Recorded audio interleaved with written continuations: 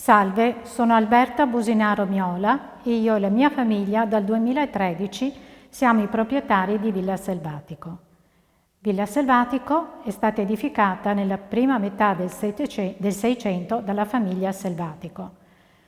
La famiglia Selvatico ha edificato questa villa nella prima metà del Seicento ed è stata proprietaria della villa per 200 anni fino al 1800.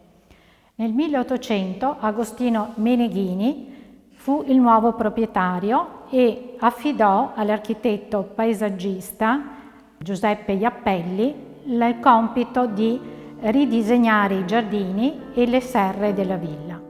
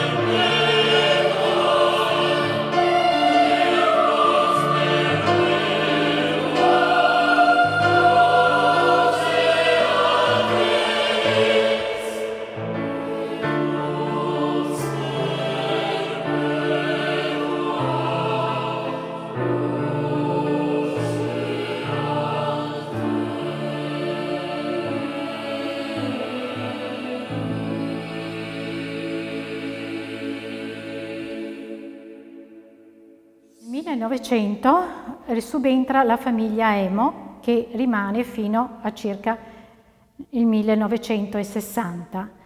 Questa epoca subentra la famiglia Sartori, la quale inizia un attento restauro della villa che si protrae per parecchi anni. E nel 2013 poi la mia famiglia ha acquisito la villa e ha portato a termine i lavori che erano già stati iniziati.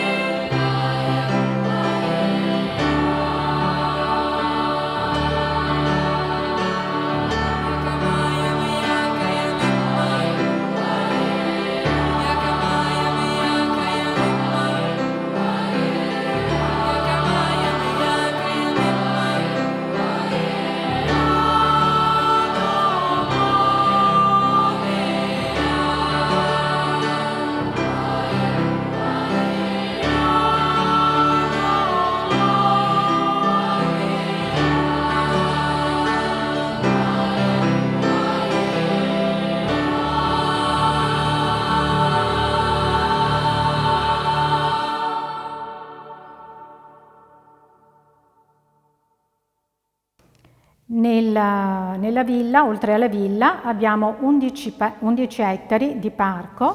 È un parco con 5 laghetti termali dove ci sono le risorgive di acqua termale e una serie di piante secolari, delle magnolie di 200 anni, un ginkgo biloba di 150 anni, un bagolaro di 400 anni, oltre a tutta una serie di essenze vegetali molto particolari.